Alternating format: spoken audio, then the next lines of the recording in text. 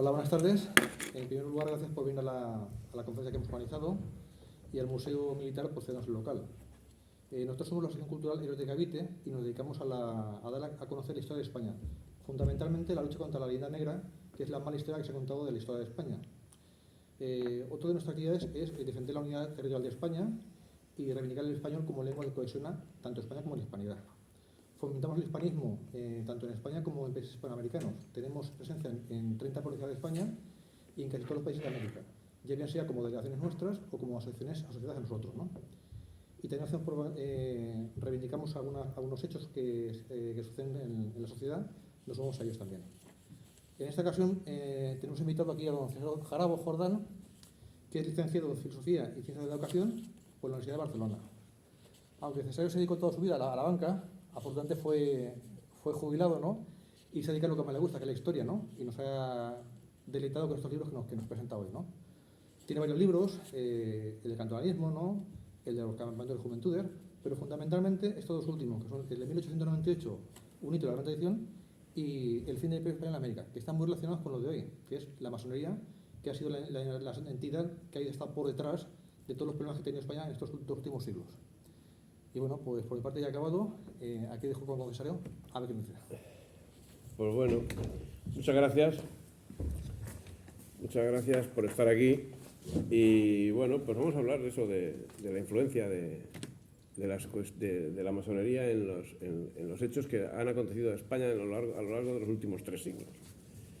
Pero bueno, hablar de masonería es un asunto extremadamente espinoso, complicado, merced a la propia acción de esta organización, que es secreta, experta en el arte de la confusión universal, y es creadora dentro de su órbita de diversas y aparentemente contrapuestas tendencias. Por otra parte, no soy yo persona que se haya dedicado al estudio de esta secta, para nada. Lo que voy a comentar a continuación son hechos con los que me he encontrado, accidentalmente, al realizar estudios sobre distintos momentos de la historia de España. Tal vez por ello soy de la opinión que la masonería no es sino una sección del Ministerio de Asuntos Exteriores británico, como arma para utilizar contra su enemigo natural, el cristianismo, el humanismo, España. Con esa premisa y convencido como estoy que no voy a sacar luz, en absoluto ninguna luz sobre el asunto, pues me limitaré a recoger datos que parecen ciertos. Así parece que hizo su aparición en 1717, con la fundación de la Gran Logia de Londres, precisamente en unas fechas en las que la lucha contra España comenzaba a transformarse de piratería física en piratería ilustrada. 6 años antes de la fundación de la masonería, el año 1711, era editada en Londres la obra conocida como Una propuesta para humillar a España, que es la clave intelectual para determinar el nacimiento de la masonería. La introducción del arma en España se llevaría a cabo mediante las ideas de la Ilustración y contaría con una nutridísima nómina de agentes cuya dependencia de los intereses británicos quedó y queda hoy manifiestamente representada en sus actuaciones, que tuvieron actuación estelar tanto en la generación y desarrollo de las guerras separatistas de América, como en el posterior sometimiento de la hispanidad a los intereses británicos. Como datos históricos sobre la sociedad secreta por excelencia, sabemos que en 1723 fueron redactadas las Constituciones de Anderson, que contienen las primeras formulaciones de los nuevos fines de la masonería en las que se basa la mayor parte de los masones todavía hoy, en 2025. Dejamos lo de sus orígenes en el Templo de Salomón, pues para los aficionados al esoterismo, ¿verdad? A partir de 1730, casi ininterrumpidamente fueron designados grandes maestros de la Gran Logia de Inglaterra, miembros de la familia real británica, y al servicio de la misma se significará en diversos acontecimientos históricos, muy especialmente en los relacionados con la destrucción de España. Pero también de manera muy singular tuvo reflejo en la Revolución Francesa y en la Revolución Rusa, por ejemplo. Y es que la masonería fue el principal medio usado por Inglaterra para infiltrar ideales político-económico liberales. La corona británica, así, aparece ligada a la masonería desde un primerísimo momento. No vamos a afirmar que son la misma cosa, porque el hermetismo de unos y de otros pues no nos lo permite. Solo nos limitaremos a resaltar lo que es público y notorio, insisto, yo no he investigado a la masonería. La alianza de la masonería con Inglaterra tiene pocas dudas, ya que desde sus principios quedan manifiestas las alianzas. Antes de finalizar el siglo XVIII, cuando en 1787 era iniciado el príncipe de Gales, el futuro Jorge IV, en la logia que ya llevaba su nombre, y cuya iniciación fue llevada a cabo por su tío Henry Frederick, duque de Cumberland.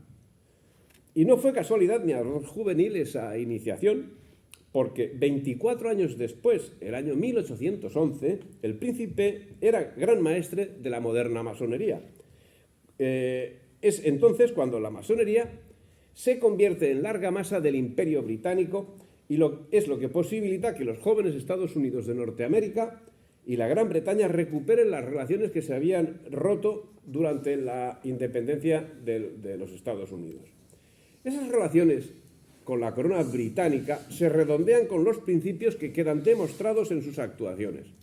Y es que dentro del secretismo que inunda esta secta, y siempre basándonos más en los hechos que en las declaraciones, podemos atisbar los extremos que la caracterizan, a saber, un anticatolicismo fanático y un antihispanismo militante. Dos puntos también coincidentes con los propios principios británicos. Planteadas estas generalidades, pasemos a señalar el papel directo llevado a cabo por la masonería en España. El Tribunal de la Inquisición había prohibido la masonería el año 1738. Esa prohibición fue sancionada por el apoyo de la autoridad real, mediante un edicto del rey Fernando VI del año 1751, y la sociedad secreta no actuó a cara descubierta durante todo el siglo XVIII, si bien la pertenencia de importantes personajes públicos a la secta nos manifiesta que no estuvo ausente en la política nacional durante ese periodo. Sin embargo, y a pesar de la clandestinidad, pronto se inició la extensión de la secta a un lado y otro del Atlántico, siendo que las logias masónicas funcionaron en distintos puntos de América desde 1763, habiendo llegado a través de las rutas del comercio, pero también por boca de ciertos revolucionarios españoles desterrados a las Indias, así como a través de algunos científicos europeos y principalmente como consecuencia de la ocupación británica de La Habana que se dio entre 1762 y 1763.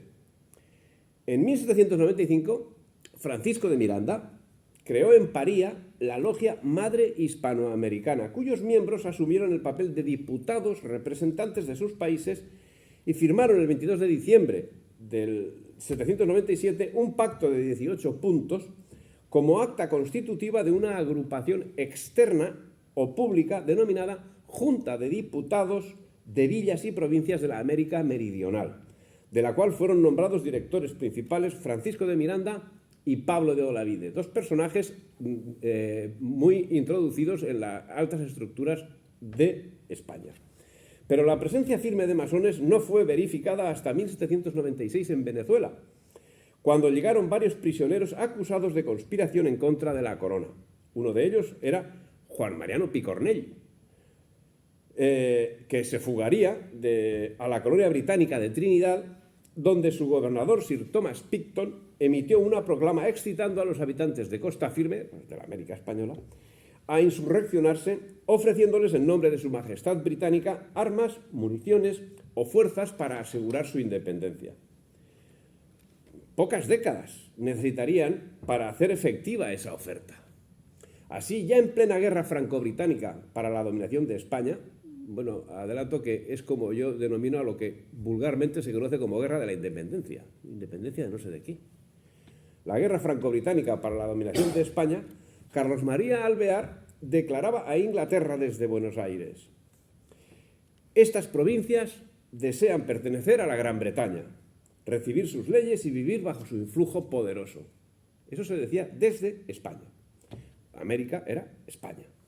Por su parte, Francisco Miranda, que había tomado los primeros contactos con la masonería en los Estados Unidos, trabó relaciones con Washington, Franklin, Adams, Hamilton, Lafayette, todos masones. Y esas relaciones le facilitaron nuevas relaciones con hombres de la Revolución Francesa, así como con Pitt, Popham, Cochrane y Lord Macduff, la élite del gobierno británico. Que también eran masones, claro. Y con esas relaciones fue el mismo Miranda quien el 27 de diciembre de 1805 introdujo a Bolívar en la masonería, que había dotado a Miranda de una fuerte estructura económica de captación y propaganda con base física en Londres. Como en Londres está hoy el movimiento mapuche. Lo digo así entre paréntesis. Esas actuaciones no eran autónomas. Bien al contrario, el historiador y aventurero británico Daniel O'Leary, que fue asesor personal de Simón Bolívar, confirmaba que Mr. Pitt le consultó en más de una ocasión cuando pensó invadir la América española y le confió una misión de grande importancia. Eso está escrito en las memorias del amigo O'Leary. Pero no fue en América, sino en Cádiz, donde se fundaron las primeras logias con vistas a la secesión de América. Y allí estaba un personaje sumamente conocido y además queridísimo por muchísima gente de Argentina. ¿Cuál es? José de San Martín. Cuidado, la gente que lo quiere tanto, o sea, son hispanistas. Lo curioso del caso es ese, pero es así. Y es que si con la invasión napoleónica se habían creado sociedades masónicas, con el inicio de la intervención inglesa en la guerra franco-británica para la dominación de España, experimentaron un espectacular desarrollo, siendo la fuente donde se reclutaron lo que el vulgo conoce como libertadores, así como aquellos que desde la península serían los encargados de dirigir los destinos de España al compás de las instrucciones recibidas de Inglaterra. La más famosa de estas logias fue la de los Caballeros Racionales, con sede en Cádiz y sede en Londres. En la sede inglesa, el gran maestre de la logia era el venezolano Francisco de Miranda, que tanta influencia ejercería sobre Simón Bolívar. Y en la logia de los Caballeros Racionales militaron casi todos los hombres que iban a jugar el papel preponderante en la demolición de la América española. Y ahí están los San Martín, los Bolívar, los O'Higgins, los Alvear, los Zapiola, etcétera, etcétera, etcétera, etcétera. No serían los únicos casos, porque Miguel Hidalgo, padre del separatismo mexicano, era iniciado masón el año 1806. En los inicios del siglo XIX, las logias preexistentes, tanto en Cuba como en el continente, tenían unidad de acción con las logias peninsulares. Y la importancia nos puede quedar reflejada con un solo dato. En octubre de 1809 se funda, en el local de la Inquisición de Madrid, la institución encargada de perseguir la masonería. Ahí se crea una logia para todas las Españas. Pues si en la misma sede de la Inquisición se llevó a efecto tal acción, pues no sé lo que podría pasar en el resto, pues tanto en el Parlamento como en los cuarteles como en cualquier sitio. Sociedades secretas se crearon en Filadelfia, en La Habana, en Cádiz, en Londres y en Caracas, formando una coalición poderosa para promover la independencia de las Américas, a cuyo amparo se desarrollaban trabajos para insurreccionar al ejército destinado a defender la patria. Y mientras esto sucedía en España, las principales potencias se establecían sólidamente, redistribuyendo cada una de las áreas, ocupando islas y archipiélagos que anteriormente carecían de interés y que, gracias al vapor, se convertían en vitales enclaves y bases de carboneo. Francia ya se había instalado en Cochinchina, en Tonquín y Annán. Gran Bretaña se había instalado en Hong Kong, por cierto, tras 2 guerras, para imponer el consumo del opio en China. O sea, el primer estado narcotraficante, Inglaterra.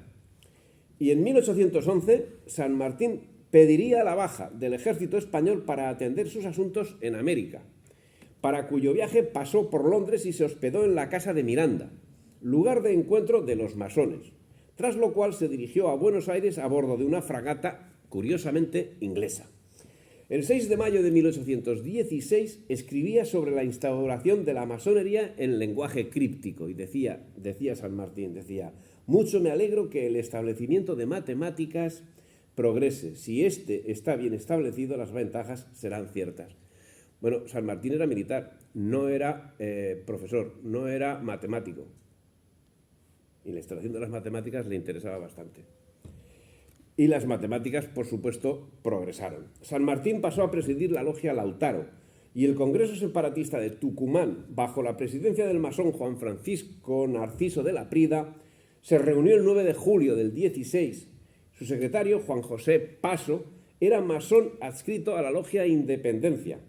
Al respecto, señala el maestre masón, claro, Ángel Jorge Clavero: disuelto el Congreso y el Directorio a comienzos de 1820, no hubo gobierno nacional hasta la elección de nuestro hermano Bernardino Rivadavia como presidente de la República, el 7 de febrero de 1826. Rivadavia fue iniciado masón en Europa, actuó en las logias Aurora y Estrella Sureña, propició la fundación de la logia Valeper y realizó trabajos masónicos en Uruguay y Brasil. Bien, la actuación de San Martín al servicio de Inglaterra se materializaría en el paso de los Andes y en la toma del virreinato del Perú con una armada totalmente británica. Tras esta actuación abandonaría América para no volver jamás. Todo esto que estoy diciendo son datos constatables, escritos, en letras de todo, de tinta y hasta de oro. O sea, no estoy elucubrando, son datos. Tras esta actuación, San Martín abandonaría América para no volver jamás. Sus servicios seguiría prestándolos en otros ámbitos, como en la separación de Bélgica del Reino de Holanda, que era un objetivo que interesaba a Inglaterra, donde residía desde 1824. San Martín residía en Inglaterra. Desde allí marchó a Bruselas, donde permaneció 6 años, después de la independencia de Bélgica, donde fue reconocida su labor en 1825 con una medalla masónica en la que aparecía su imagen, para la que posó él voluntariamente. Pero no eran solo los jefes separatistas, los adscritos a la masonería. La masonería estaba enquistada también en los órganos de poder, en la península. Masones fueron, por ejemplo, Antonio Alcalá Galiano, Enrique O'Donnell, Pepe Botella, Mendizábal, Cea Bermúdez, Martínez de la Rosa, Espartero, Calatrava, Maroto, Narváez, Méndez Núñez, Salmerón, Pi Margall, Serrano, Ruiz Zorrilla, Prim, Amadeo de Saboya, Práxedes Mateo Sagasta, Giner de los Ríos. ¿Quién no era masón? Como masones también fueron Pedro Pablo Abarca de Bolea, conde de Aranda, Ángel Saavedra, duque de Rivas, Pedro Rodríguez, conde de Campomanes, Gaspar Melchor de Jovellanos, Luis de Urquijo, Milans del Bosch, Francisco Milans del Bosch, el general Castaños, Díaz Porlier, Espoz y Mina, O'Donoghue, Palafox, el conde de Montijo, Carlos María Alvear, etcétera, etcétera, etcétera. Y sobre ellos, uno que a mí en particular me causa especial interés, que es Juan Van Halen, un asesino, que llegó a asesinar hasta la madre de Cabrera para acorralar a Cabrera. En fin, le tengo especial cariño a este hombre. Pero también Argüelles, presidente del gobierno y tutor de Isabel II. Curiosas son las situaciones de todos ellos. Y me resulta particularmente destacable lo que decía, lo de Juan Van Halen, que se libró milagrosamente de los fusilamientos del 3 de mayo de 1808 en Madrid y, habiendo capitulado en La Coruña, contando 19 años, acabó de oficial de ordenanza de José I, a quien acompañó cuando fue expulsado de España en 1813. Posteriormente pasaría a servir como espía y, desde luego, la historia de este hombre es para hacer una película de terror. También es cierto que en el mundo británico la misma masonería copaba esos mismos puestos. Entonces, ¿qué diferencia hay entre una y otra? Porque aquí estaba la masonería, pero en Inglaterra también. ¿Qué diferencia hay? Pues muy sencillo. Parece evidente que la masonería ideológica estuvo siempre al servicio de la corona británica, desde la entronización de Jorge I en 1714. Por el contrario, los servicios prestados en España fueron destinados exclusivamente al servicio de la corona británica y a combatir el espíritu de la obra universal de España. Así, entre otros asuntos de mayor y de menor envergadura, conseguirían controlar el ejército y colocar hombres en la defensa de Cádiz, y entre sus hombres nació la Revolución Militar y Burguesa de Riego de 1820, aprovechada por Inglaterra para gestar el movimiento separatista en América. Aquello estaba controlado. En fin, y es que en el periodo 1814-1820 los liberales fueron protagonistas de 6 años de arbitrariedades, de atropellos y de robos. En eso se lo van pasando de padres a hijos, qué barbaridad. Torpezas, ineptitudes que terminaron desacreditando a la realeza y haciendo odioso su gobierno a todas las clases de la nación. Desorden en la administración, falta de recursos, con la economía deshecha y empobrecida, terrorismo, sin créditos ni fuerza moral. Bueno, acabó la Revolución de 1820. Acabó la Revolución de 1820 y continuó lo demás, o sea que no sé qué era peor. Los liberales se esforzaban en difundir que la Constitución, al tanto, a lo mejor esto suena, decían, nos la hemos dado a nosotros mismos. A mí eso me suena bastante más cercano, pues salía de ahí.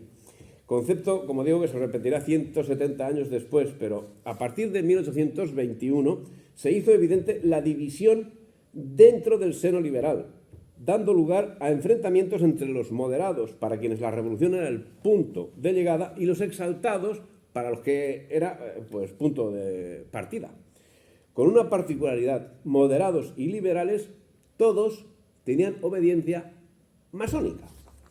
La situación creada llevó inexorablemente a la restauración del absolutismo llevada a cabo por Fernando VII, momento en que los liberales dieron lugar a sectas secretas, que se nutrieron de aquellos que habían regresado de las cárceles francesas, habían estado y que trufaban el ejército y la administración de masones clandestinos que se enfrentaban a masones ocultos, produciendo una situación de auténtico esperpento. Como mínimo, rara era la actuación del masón Fernando VII, porque Fernando VII parece ser que era masón, que llevó a la clandestinidad a la organización, a la masonería, o tal vez no era tan rara, sino sencillamente era consecuencia del enfrentamiento interno de la propia masonería, ya que Eugenio de Palafox y Portocarrero, conde de Montijo y gran oriente de la masonería, y otros elementos de poder como Francisco Javier de Istúriz, José Moreno Guerra, Domingo de la Vega, Sebastián Fernández Vallesa, bueno, etcétera, etcétera, Mendizábal, ya estaba por ahí metido, efectivamente, pues eran miembros de la masonería partidarios de devolver el trono a Carlos IV, que en 1819 llevaron a efecto levantamientos que fueron neutralizados por Fernando VII, por lo que sus promotores fueron muertos de una manera u otra o exiliados. Y con ello fue neutralizada la acción de las logias, a excepción de la logia de Cádiz. Bien, parece que efectivamente esa actuación de Fernando VII probablemente estuvo motivada por las disidencias dentro de la organización masónica, que de una u otra forma participa en la consolidación del absolutismo con la ayuda del ejército de los 100.000 hijos de San Luis. Y es que debemos tener en cuenta que el duque de Angulema, jefe de los 100.000 hijos de San Luis, casualmente era masón. Como masón eran sus subordinados el general Guilleminot y el mariscal conde de Bournonville, que era gran maestre del Gran Oriente de Francia. Y el mismo Francisco de Paula, hermano de Fernando VII, era el gran maestre del Gran Oriente de España. Masones contra masones, descargando su odio sobre el mismo, el pueblo español. Esos enfrentamientos entre distintas tendencias masónicas propiciaron que Fernando VII adoptase una acción, una más, contra natura. En 1824 puso fuera de la ley la masonería, aunque se había iniciado en la orden durante su estancia en Francia. Asunto que es abordado por varios autores. O sea, no me lo invento yo. Entre ellos, al tanto, Francisco de Asís Aguilar, obispo que era de Segorbe, que afirma que fue iniciado masón en Valency. También afirma eso Miguel Moraita y el mismo Van Halen, del que he hablado antes, quien procuró convencerle de que se pusiera a la cabeza de la masonería como único medio de conservar la corona, según manifiesta Van Halen en sus memorias. El caso es que en 1823 se calcula que nada menos que el 43,7% de los miembros del ejército pertenecían a la masonería. Ojo, siendo que el 18,51% de los miembros eran generales y jefes, el 22,94 capitanes, el 19,69 tenientes y el resto oficiales subalternos, suboficiales y tropa. Y en lo tocante al clero, no tampoco se libraba. La muestra refleja que el 2,9% del clero también estaba relacionado con la masonería, como estaba relacionada la masonería, la nobleza, en un 1,25%. Y en cuanto a la clase política, la legislatura de 1820 contaba con 31 masones, la de 1821 con 43. Estos estamos en torno al 25%, ¿eh? No digo todos esos datos para no cargar demasiado. La del 21-22 con 41, la de 1822 26, la del 22-23 28, siendo que de los 76 ministros que fueron nombrados al tanto entre el 9 de marzo de 1820 y el 30 de septiembre de 1823, menos de 3 años, 76 ministros, pues sabemos que 21 de ellos estuvieron afiliados a la masonería. Los otros por relaciones, pero en fin, 21 afiliados.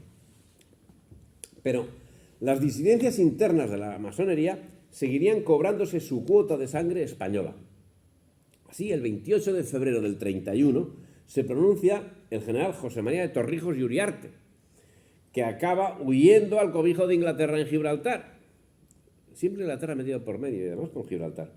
Desde donde volvería a desembarcar en Fuengirola, siendo derrotado en las inmediaciones de Málaga. Allí sería fusilado junto a 56 compañeros, a pesar de las promesas que le habían hecho de que no los iban a fusilar.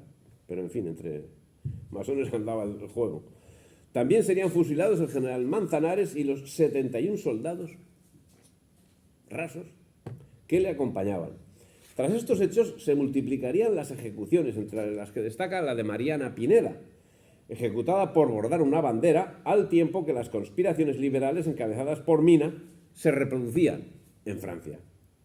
Y en el Caribe, que había entrado en un paréntesis marcado por los anglosajones, también había tensiones entre masones. Así, en Cuba, en 1820, se produjeron algunas insurrecciones de carácter masónico, destacando entre ellas Soles y Rayos de Bolívar, que contaba entre sus jefes con José Francisco Lemus, no un cualquiera, habanero y coronel en el ejército de la Gran Colombia. El movimiento fue abortado, pero, curiosamente, no fue condenado ni castigado ningún insurrecto. No sé por qué sería, a lo mejor los demás se piensan por qué pudo ser. Yo también me lo pienso. El enfrentamiento intermasónico no cesaba. Así, el 31 de octubre del 32, el capitán general de Cataluña, conde Carlos de España, remitía al gobierno copia de un escrito que había circulado en Reus y varios pueblos de la costa en defensa de la rebelión de 1820.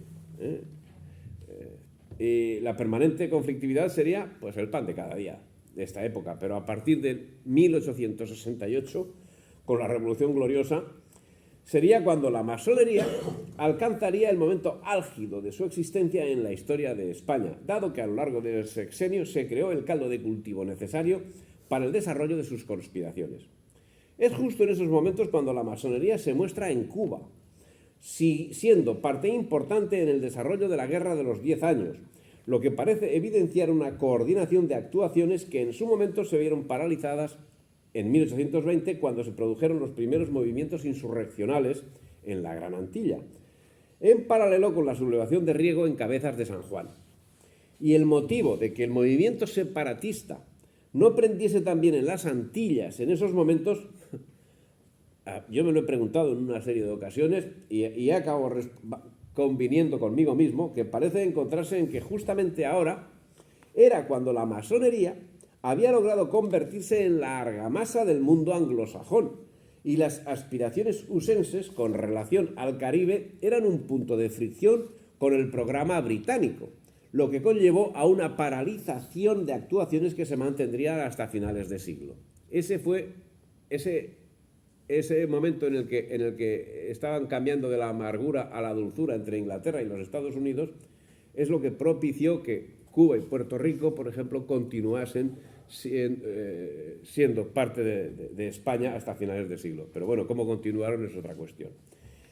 Bueno, el caso es que hemos dado un salto de 1820 con el levantamiento de Riego a 1868 con la Gloriosa y la Guerra de los 10 años. Pero evidentemente la labor masónica no había sido suspendida en Cuba, había sido secreta. Había llevado a cabo diversas actuaciones subversivas especialmente señaladas en 1843 y 1844. Este último año destaca la conspiración de la Escalera, a raíz de la cual el gobernador del momento, Leopoldo O'Donnell, expulsó de la isla a los hombres libres de color. Los que eran libres y eran negros, fuera de la isla. En 1848, el nuevo gobernador Roncalli tuvo que aplicarse también y proceder a la expulsión de agentes extranjeros que promocionaban el partido separatista, alentado desde los Estados Unidos, donde la actividad de la masonería, contrariamente a lo acaecido en Cuba, tenía un carácter menos solapado. Y desde los Estados Unidos la masonería movía los hilos que ocasionaban los conflictos en Cuba, y con sus contactos ramificados por todos los ámbitos sociales, económicos y políticos del país, fomentaban el clima del levantamiento permanente en la isla. El año 1852 fue notable por la actividad en los trabajos de la sociedad La Estrella Solitaria, que extendía sus ramificaciones desde Nueva Orleans, donde estaba su matriz, a cerca de 40 ciudades americanas. Estas actuaciones, tendentes a crear una cabecera de puente en Cuba, tuvieron éxito el año 1864, cuando se produjo una amplia extensión de la masonería que sería nutrida por los hacendados y los grandes comerciantes asentados en la parte occidental de la isla. Fue precisamente en esta parte de la isla donde aparecieron los principales cabecillas separatistas. Bien, es significativo cómo la logia fe masónica número 15, en 1866, de sus 42 componentes, únicamente 12 eran naturales de La Habana. Es decir, en su mayoría estaban compuestos por nacidos de gente fuera de Cuba. Pero en su mayoría, más del 75%. Y mientras el capitán general, en ese caso Francisco Serrano, posibilitó el desarrollo de la masonería, que se incrementaría notablemente, preparando el terreno para lo que había de llegar de la mano de la Revolución Gloriosa del 68, también dirigida por Serrano, precisamente, que dio al traste con el reinado de Isabel II. Todo hace pensar que con el fin del esperpento que significó la Primera República, las cosas debían haber cambiado.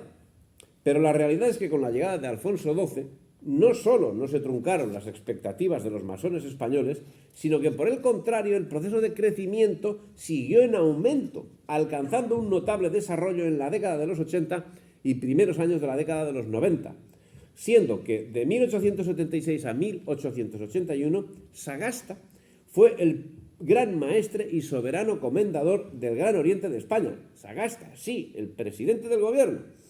Una de las obediencias, el Gran Oriente de España era una de las obediencias masónicas más importantes. En este contexto, el año 1875, se desplazó José Martí, el libertador de Cuba, a París y de allí a México, manteniendo contactos con la masonería, y volvió a Cuba en el 78 acogiéndose a la amnistía. Tenía 25 años en ese momento. Luego, nuevamente en el exilio y como una actividad más dentro de su adscripción a la sociedad secreta, creó el Partido Revolucionario Cubano y posteriormente sería transportado a Cuba en un vasón propiedad del también masón Heinrich Lowe, y Juan Gualberto Gómez, designado por Martí para iniciar el levantamiento separatista, así como los firmantes del manifiesto de Montecristi, publicado en contra de la presencia española en la isla. Y Narciso López eran todos masones. Como masones era Máximo Gómez, Carlos Manuel de Céspedes, su hermano Francisco Javier, Bartolomé Masó, Manuel Fernández, Francisco Aguilera, Juan Jal, Manuel Anastasio Aguilera, el teniente Pedro Nuño Gonzalo, jefe del Cuerpo de Bomberos de Santiago, Germán González de las Peñas, comisario de policía. Y es que los conspiradores de Cuba, como los de Puerto Rico, estaban de antiguo organizados masónicamente, y en esa forma llevaron adelante su obra separatista. Al efecto, tenían dividida la isla en diferentes logias, obedientes a los hermanos de superior graduación que trabajaban de acuerdo con el comité o junta establecida en La Habana y relacionado con la primitiva Junta Revolucionaria de Nueva York. Todos masones y todos dependientes de los Estados Unidos, donde no les faltaba todo tipo de ayuda, o para ser más exactos, donde brindaban todo tipo de ayuda a los intereses usenses. Creo que es más correcto esa visión. La Junta de Cubanos de Nueva York, encabezada por Morales y Miguel Aldama, acordó con los Estados Unidos que estos, los Estados Unidos, formalizarían la compra de la isla por 100 millones de dólares, para cuyas gestiones se encargó a Paul Forbes, que desde Madrid informó que el general Prim estaba dispuesto a reanudar esas negociaciones. Mientras, la prensa peninsular tiraba castillos de fuegos artificiales y exigía el abandono de Cuba por parte de España. Y al amparo de ese espíritu se formó en Nueva York una asociación protectora de la independencia de Cuba, con el nombre de Liga Cubana de los Estados Unidos, a la que pertenecieron generales norteamericanos, ministros, diplomáticos y personas de suma influencia que se constituyeron en comités o secciones para pedir al Congreso el reconocimiento de beligerancia a los cubanos, a cuyo fin designaron al general Charles Darling y a los coroneles Lamson, Raymond y Taylor para organizar actos públicos de los que se encargaba el general Davies y otros oficiales de la correspondencia con otras ciudades y levantar fondos participantes en todo norteamericanos y extranjeros. El círculo estaba cerrado. Todos estaban conformes. Los usenses, los ingleses y sus delegados en España. El gobierno. Prim ordenó desarmar a los voluntarios. Ojo, pero la tarea se presentaba complicada. Como complicado se presentaba plantear al pueblo español la secesión de uno de sus territorios y el círculo se rompió, pero se rompió solo de momento. En cuanto a Filipinas, a partir de la creación de la primera logia en Manila el año 1850, se fundaron sociedades masónicas en diversas ciudades del archipiélago, como en Ilolio y Cebú, en las Bisayas, puntos estratégicos donde acechaban las potencias enemigas de España.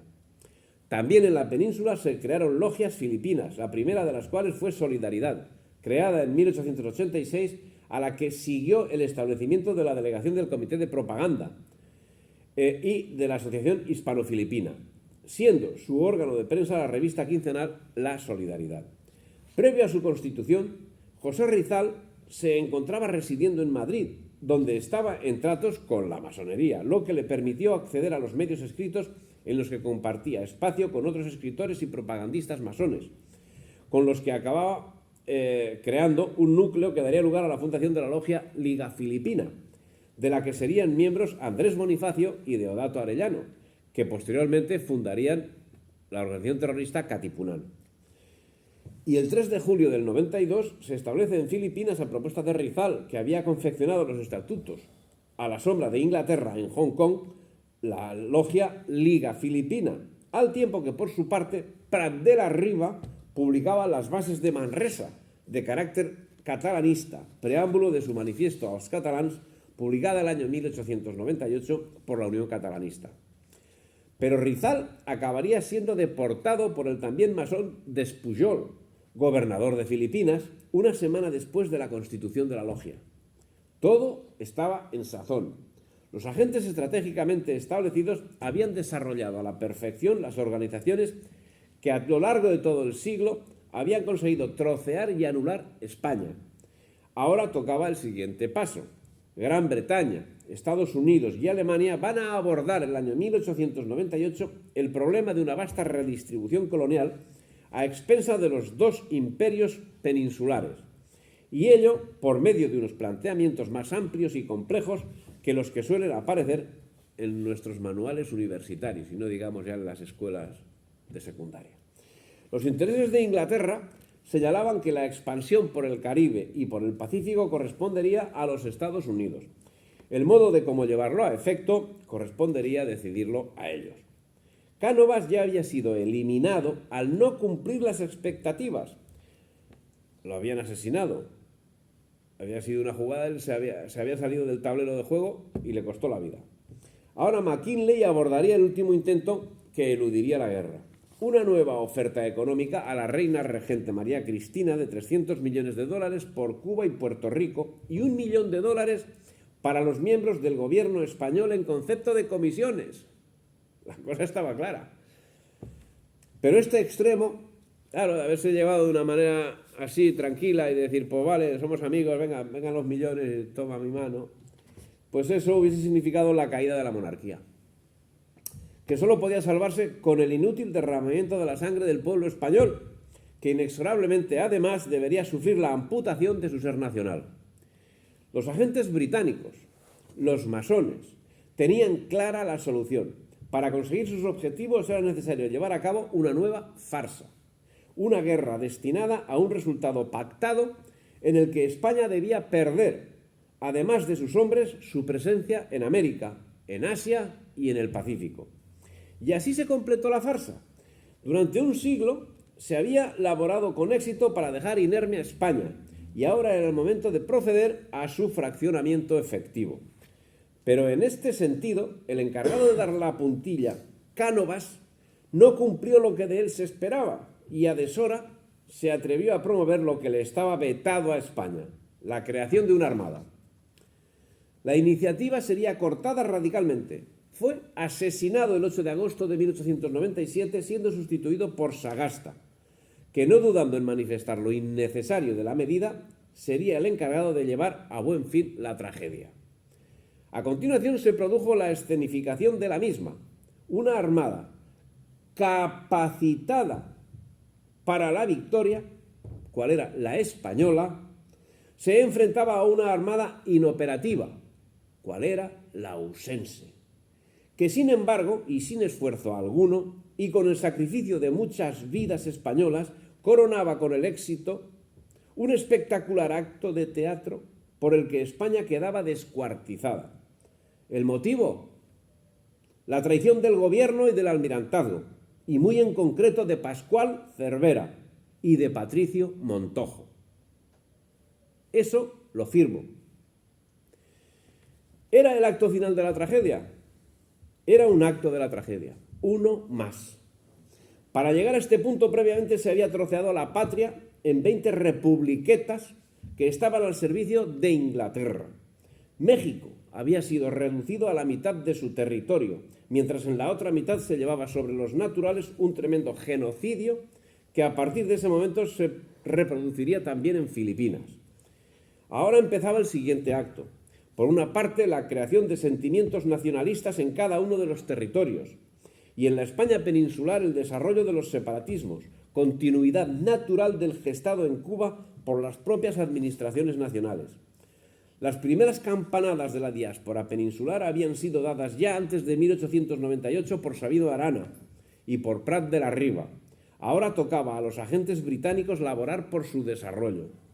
Así, durante el primer tercio del siglo XX se desarrollaron de forma espectacular los movimientos centrífugos dentro de aquello a lo que se había visto reducida políticamente España. Y el 14 de abril de 1931 era proclamada por Francisco Macià la República Catalana, que duró 3 días. Pero el 6 de octubre de 1934, Lluís Companys proclamó nuevamente la República, que sería derrotada por las armas pocas horas después. Sobre las 7 de la mañana del 7 de octubre, las tropas entraron en el Palacio de la Generalidad y detuvieron a Companys y a su gobierno. Evidentemente, la tragedia continuaba. Si la masonería había elaborado de forma proactiva desde principios del siglo XVIII y había obtenido éxitos plausibles 2 siglos después, no iba a dejar su actividad en estos momentos. Los objetivos británicos de 1711, manifestados en una propuesta para la humillación de España, se estaban consiguiendo, pero no eran totales. Todo era cuestión de tiempo. Y ahora, en 2025, se ha cumplido ese tiempo.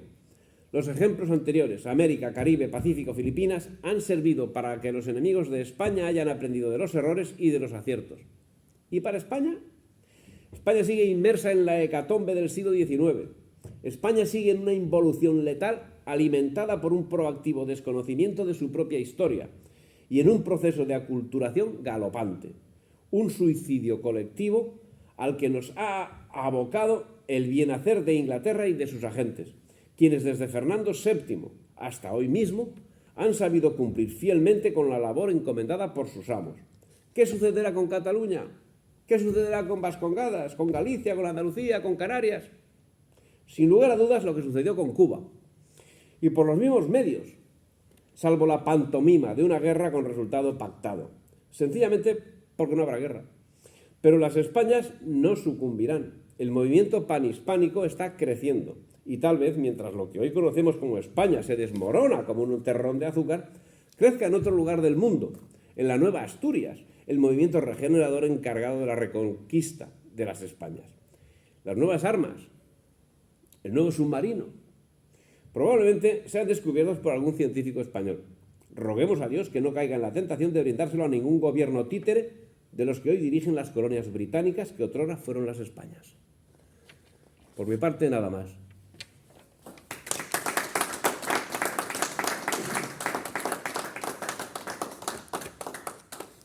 Si alguien quiere hacer algún comentario, aquí estoy dispuesto a... Empieza tú si quieres. Sí. Bueno, enhorabuena por la charla. Creo que hay mucha información ahí. A ver, yo creo que me ha faltado la parte, el núcleo principal, ¿no? San Martín y Bolívar, un poco una explicación quizás de 2-3 minutos, aunque puede ser obvio, pero esa parte creo que es fundamental. Sí.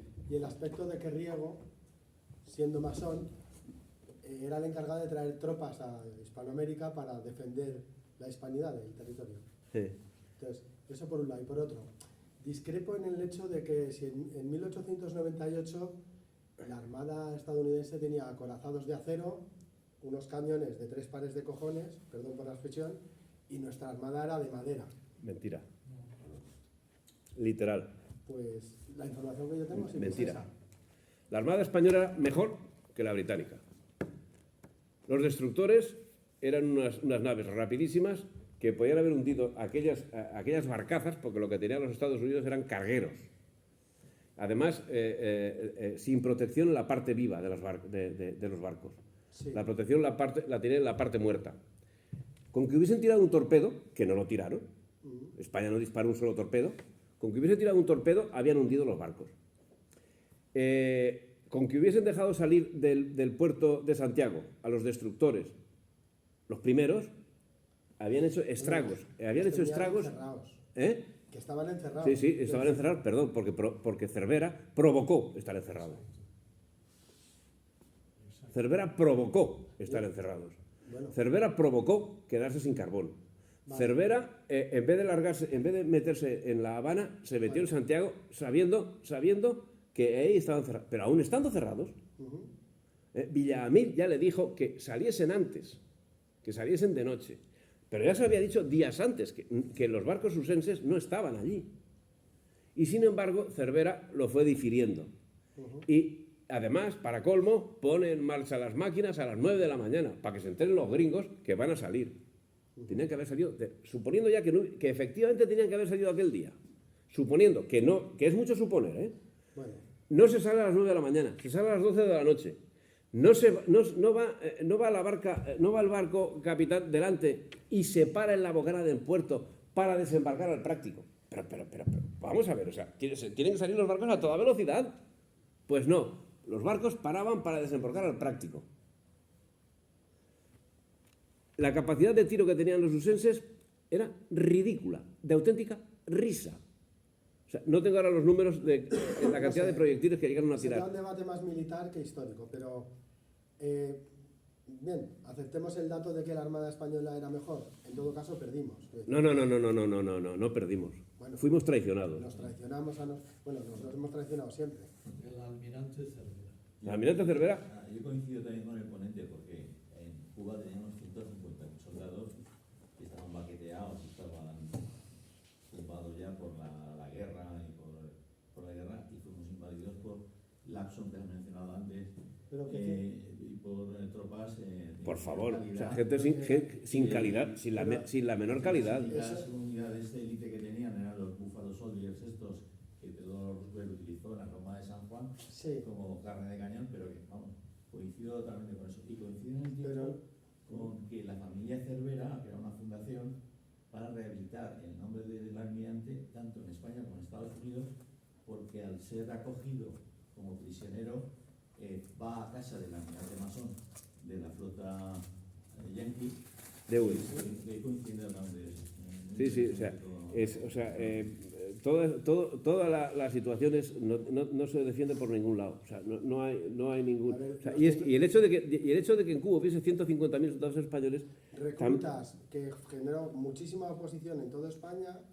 El nacionalismo catalán surgió en esa época, en cierto modo, porque venían calientes de esa guerra, perdieron sus negocios, y esos eran reclutas inexpertos que se bebían la orín de los caballos. Esto es mítico, no era un ejército profesional. No sé cómo eran los soldados americanos, pero eran tíos más grandes. No, perdona, o sea, no hay color, o sea, no hay color. Les permitieron ganar. Sobraban 100.000 soldados de España porque tenían que haber estado aquí. Lo que pasa es que si llegan a estar aquí, Sí. la lían y crean la cuarta guerra carlista. Puede ser. Y por eso el gobierno, masón, los echó a Cuba, para que aquí no se liase. Pero con el resto, a los americanos, a los rusenses, se los habían baqueteado, o sea, eran soldados curtidos, la marina curtida. Sí, yo no me quiero enrocar en este punto, pero los norteamericanos y los británicos, por mucha masonería, maldad, trampas, mentiras, vale, planifican muy bien sus ataques. Quiero decir, si lo tenían, también lo tenían planificado, que lo tiene el gobierno español. Sabía por qué lo hacía y tenía calculada la medida. Quiero decir, y nos derrotaron en días, en semanas. No, pero la derrota estaba hecha años atrás. Sí. El gobierno español era el enemigo de España. Sí, lo sé. A ver, para ellos era empezar a expandirse por América, Sí. no recuerdo el nombre, pero ellos decían que América para los americanos, ¿no? Ellos se consideran América. Lo tenemos Rubén. Exacto, correcto. Y capitula Santiago antes que llegue a la columna de Silvestre. Sí. Le dan el auxilio de las tropas. Si quieres información, el libro de Cesario, que está el de la izquierda, 1898, un hito de la nación, ahí lo explica a la perfección. Y Federico Santalla tiene uno similar, con otro punto de vista, pero concluyen lo mismo, ¿no? Sí, tocamos el mismo momento, pero él toca unas cosas y yo toco otras. Y yo aquí a Cervera le salvo la piel. O sea, yo aquí, como me faltaban datos, porque yo no soy militar, y mucho menos marino, pues resulta que yo a Cervera le salvo la piel, porque me faltaban datos. Sí. Porque yo iba siguiendo la correspondencia que Cervera tenía. Y los telegramas que Cervera escribía. Sí. Y claro, cuando yo con Santaella estaba en Cartagena y me dice, no, Cesario, no, eso que dices no es. Dice, ¿tú ves ese carguero? Tenemos allí delante un carguero enorme, así de ancho. Dice, eso es militarmente inoperativo. Dice, pues esos serán los barcos de los usenses. Que nos Bien. ganaron. Que nos ganaron. Sería Que no nos ganaron, que fue una traición de Cervera. Luego, ya por último, un último comentario. Ya deja hablar a otras personas. Después de Sabino Arana, yo soy vasco y del tema vasco conozco bastante. Hubo un industrial en Vizcaya, no recuerdo el nombre, lo tengo documentado. Este industrial comerciaba entre el Reino Unido y España, tenía mucho dinero, era masón, ¿vale? Y en 1905 fue el que consolidó el partido, PNV, y entonces ahí había elecciones. Y fue el que ya empezó a posicionar el PNV como una de las fuerzas principales dentro del País Vasco. Lo digo por si te vale de dato, y si quieres luego te doy el nombre y lo que hicieron. Pues sí, me te lo agradeceré, sí. Y ya me callo. Vale, bien. ¿Alguna Lo que yo otra? quería hacer era que si la masonería no hubiera tenido obediencia inglesa o francesa, ¿hubiera sido buena o era radicalmente incompatible con la civilización española? Yo creo que es absolutamente incompatible. O sea, yo es que la masonería, yo la desconozco. Yo como he dicho desde un buen principio, yo no he estudiado la masonería. Para nada. Yo solamente me he topado con la masonería en mis estudios de historia. Chimpún. Y resulta que hay unas teorías que remontan la existencia de la masonería al templo de Salomón. ¿Pero qué dices? O sea, y la Inquisición del siglo XVI, la Inquisición del siglo XVII, ¿no hizo nada contra la masonería? Pues claro, la Inquisición no hizo nada contra la masonería durante el siglo XVI y el siglo XVII porque la masonería no existía. Así de claro. Se crea a principios del siglo XVIII y es cuando empieza a funcionar. ¿Y quién la crea? ¿Dónde se crea? ¿Dónde nace? ¿A quién sirve? ¿Quién es el gran maestre? Pues es que todo es la corona británica. ¿A quién sirve? Pues a Inglaterra. Y todo lo que vas tocando, o sea, yo he hecho bastantes trabajos sobre San Martín, sobre los cabezas pensantes del separatismo americano, todos son masones. En México todos los gobiernos, desde que se separó la Nueva España de España y se creó México y tal, todos son masones. ¿Casualidad? A lo mejor es casualidad. Porfirio Díaz. Y aquí también, ¿eh? No es que en México, no, aquí en España también, ¿eh? En España también. O sea, nos tienen divididos. O sea, aquí cuando en 1808 llegó el que sería duque de Wellington, Sir Arthur Wellesley, lo hicieron capitán general de los ejércitos de España. Y lo primero que hizo fue destruir los castillos que asediaban Gibraltar, bombardear Salamanca, destruir la industria bejarana, asolar Badajoz, arrasar Vitoria. Menudo aliado, ¿eh? Y lo que se llevaron los franceses. Y lo que se llevó él. La industria textil La de industria- Cataluña. Sí. O sea, pero vamos, o sea, algo terrorífico. Valenciana. La valenciana se la llevaron los catalanes. Algo absolutamente terrorífico todo lo que siglo XIX. Yo es que sigo diciendo que estamos en el siglo XIX, ¿eh? En cierto modo no hemos salido de ese bucle. O sea, el final de eso es el nacionalismo vasco y catalán y la... Claro. tontología, Y los ¿no? mapuches, pero si los mapuches Sí. que están, lo que tienen que hacer es están separando a España trocito a trocito. Y los mapuches, ¿dónde tienen la sede? En Londres. Hoy. Es que, vamos, o sea, blanco y en botella. A mí es que me dicen, es que tienes manía a los ingleses. Digo, yo manía, no, yo tengo la maldita costumbre de leer, y entonces veo, vamos, o sea, no, yo no le tengo ninguna manía a los ingleses. Hasta tengo nietos que son neozelandeses, o sea, que no. Hay una anécdota sobre eso, ¿no? Que creo que un periodista norteamericano le pregunta a Franco que por qué no legalizaba la masonería, porque para Inglaterra había sido muy buena. Y dice, efectivamente, si yo le hacía la masonería en España, sería muy buena para Inglaterra. Claro, sí, así es. Hasta los grandes maestres de la masonería francesa se van a morir a Inglaterra. Son necrófilos, yo creo que son necrófilos. Sí. Son muy raros, ¿eh? Tienen cráneos guardaditos, tienen huesos. O sea, Yo conozco un masón. Eso lo ha heredado más duro. Yo conozco un masón y es una persona muy preparada y muy competente. Pero él se siente español y no tiene... Quiero decir que estoy de acuerdo en lo que has dicho, ¿eh? Y sé que va organizado contra la hispanidad. Pero yo lo veo más bien como un networking de alto nivel, más que tanta conspiración. Y perdón, ¿vale? Lo que sí que es cierto que, por supuesto, nos ha perjudicado ciertas instigaciones, pero esta persona no la veo... No, que pero si rinda- está sirviendo a una institución cuyo jefe máximo es el rey de Inglaterra, pues tú dime a quién está sirviendo. Puede ser. ¿Y qué opinas de la influencia de la masonería en la Unión Europea? Pues la Unión Europea es una institución masónica. De entrada, yo no soy europeo. O sea, soy europeo geográficamente hablando. Sí. Geográficamente hablando, soy europeo. Nada más. O sea, porque es que además Europa es una creación. Europa físicamente existe desde siempre. Geográficamente desde que es conocida por Grecia. Y en Europa, durante los siglos 3, 4, 5, 6, 7, 8, etc., lo que era conocido como la cristiandad. Eso era políticamente la cristiandad. Llegó Lutero, entonces descubrieron Europa y se llamaron europeos. Pero es que echaron a los cristianos de Europa. Todos los cristianos se fueron a las penínsulas del sur. Y esas penínsulas del sur se expandieron por el mundo. Entonces la cristiandad es el resto del mundo. O sea, las penínsulas del sur de Europa.